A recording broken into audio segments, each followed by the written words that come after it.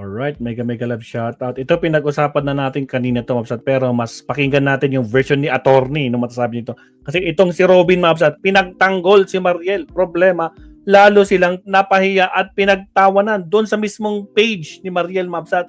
Grabe, kanina 57,000 ang tumatawa dito sa statement ni Mariel. Kasi sabi niya, di ba yung nag-trending na video niya, sabi niya doon, si Robin Padilla nga, nung nasa bilibid, si Robin nakapagpasa ng batas. Si Robin Padilla, nakapagpasa ng batas nung nasa bilibid. Ay, Diyos ko, Lord Rudy. Tapos ngayon, nag-iba ng ihip ng hangin. Sabi ni Mariel, nung eleksyon yon 2022, tinanong kasi ako kung ano nung palusot niya. Pero ang linaw ng video na sinabi niya, kaya nako pa, ito, to the rescue, si Binoy Mabsat. Pero pakinggan natin ang explanation ni attorney Enzo Recto. Here we go. Paslap tol. At syempre, huwag kalimutang mag-like and subscribe sa mga bagong pasok. Welcome kayo sa bahay ni Maestro. Pasok, attorney. Double time natin to.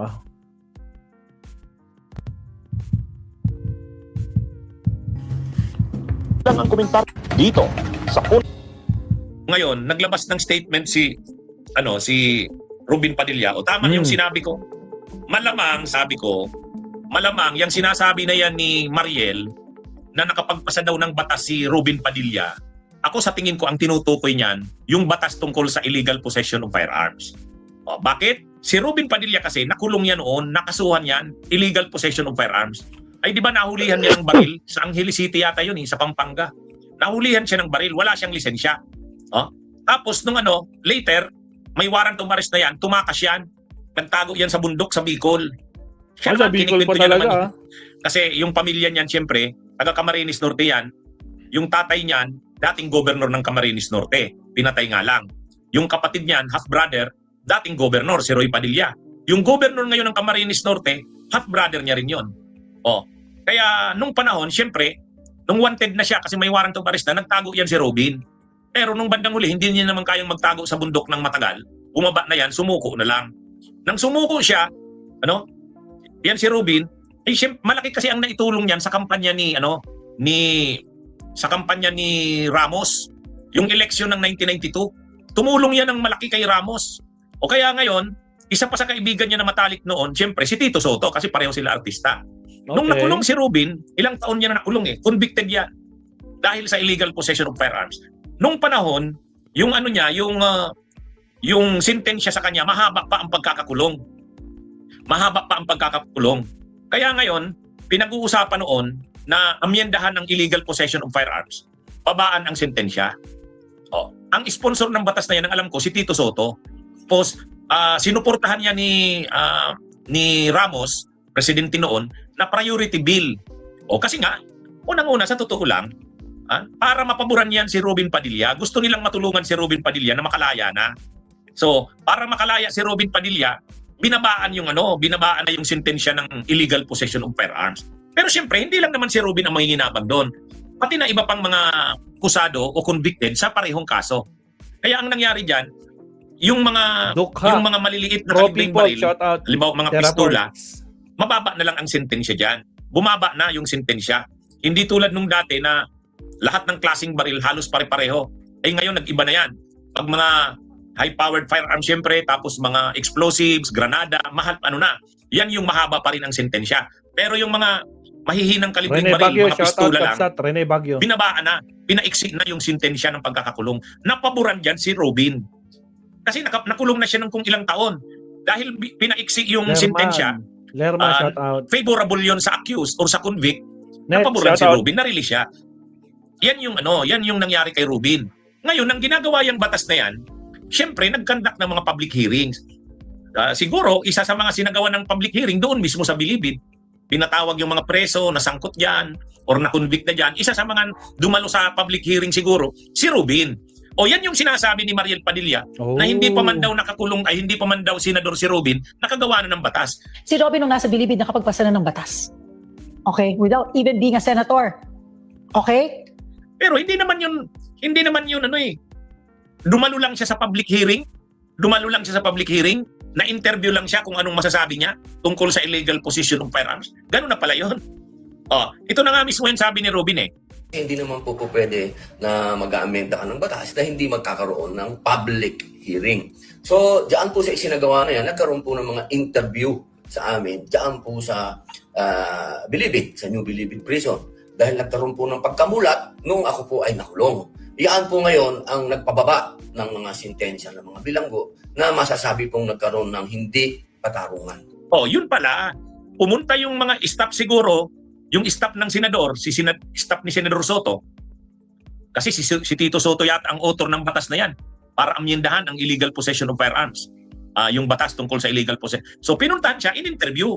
O sabi niya, nagkaroon po ng pagkamulat nung ako po ay nakulong. Yan po ngayon ang nagpababa ng mga sintensya ng mga bilanggo na masasabi pong nagkaroon ng hindi katarungan. O, yan yung sinasabi pala ni Robin. O, di ba tama ako?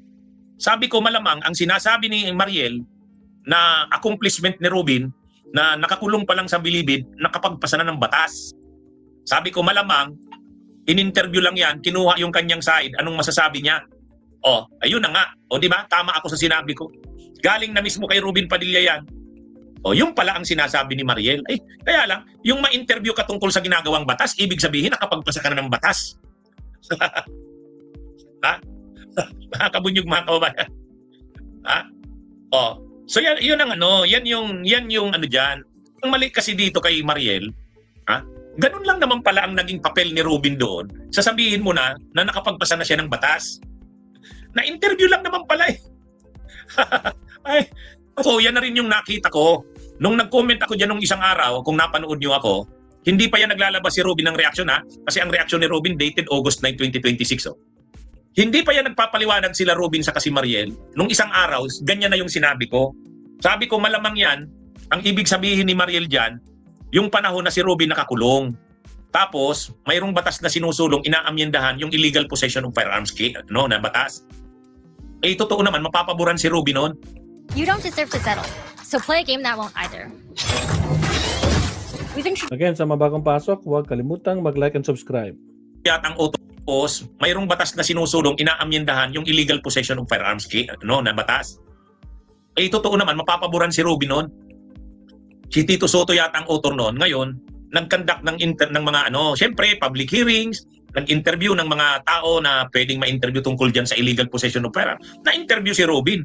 Eh dahil pala na-interview ka, ikaw na yung nagpasa ng batas. Ganun pala yun. Diyos ko po. Tama ka, Restituto Lumbo. If Padilla attends the hearing, he will make a law. That's stupid. Yan na nga yung pagkakaintindi ko rin nung isang araw. Sabi ko sa live ko nung isang araw, ako sa tingin ko dyan, ang sinasabi ni Mariel, yung batas tungkol sa pag-amend sa illegal possession of firearms. Kasi inamindahan yun eh. Oh? Ano nga yun? Yung batas na yan, okay, na siguro isa sa mga naging resource person, ibig sabihin tinanong tungkol diyan, ano bang tingin niya, anong niya, si Robin Padilla. O yun na nga, sinabi na ni Robin Padilla. Kaya lang dito sa sinabing ito ni Robin Padilla, di lalong napahiya si Mariel Padilla. Bakit lalong napahiya si Mariel Padilla? Ang sinasabi ni Robin, na-interview siya habang nasa Bilibid tungkol dun sa batas na yon na sinusulong, yung amendahan ang illegal possession of firearms. O ngayon, yung ganun ba? Yung ganun ba na ginawa niya, na interview lang siya tungkol sa batas na yan, na pinag-uusapan pa lang noon na maipasa? Ibig sabihin, ikaw na yung nagpasa ng batas? Yan po kasi yung sinasabi ni Mariel Padilla. Sabi ni Mariel Padilla, balikan niyo yung sinabi ni Mariel Padilla. Ipakita natin. Anong sabi ni Mariel Padilla? Si Robin nung nasa Bilibid nakapagpasa na ng batas. Okay? Without even being a senator. Okay? Imagine niyo naman kasi, ganyan yung pagkakasabi ni Mariel eh. Si Robin, nung nasa Bilibid pa lang, nakapagpasa na ng batas without even being a senator. Siya pala ang nagpasa ng batas. Ay sinabi na ni Robin eh, na-interview siya. Habang inaamyendahan yung batas sa illegal possession, in-interview siya. O yun, ganun sana. Yun yung totoo. Huwag mong palakihin yung naging role ni Robin. Huwag mong palakihin yung role ni Robin. In-interview lang naman pala. Ay mga kabut. Bunyog, bunyog, halikan na kasama ka. Bunyog, Bunyog. kapag buklod ay may pag-asa. Ay, grabe no. Diyos ko, Lord Rudy. Mag-asawang ob. Yun lang. Actually, mayroon ka lumabas na website. Pakita ko sa inyo. Saglit. Tingnan nyo ito Pakita ko sa inyo ito. Wait lang. Grabe naman yung gumawa nito. Ang sarap gawing thumbnail. Ay, shucks. Wait lang.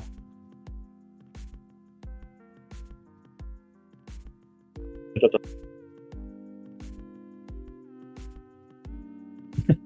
Sino gumawa nito? Diyos ko Lord. Naku, magagalit na naman yung mga garapata pag laging ganito nakikita nila. Diyos ko po, Rudy.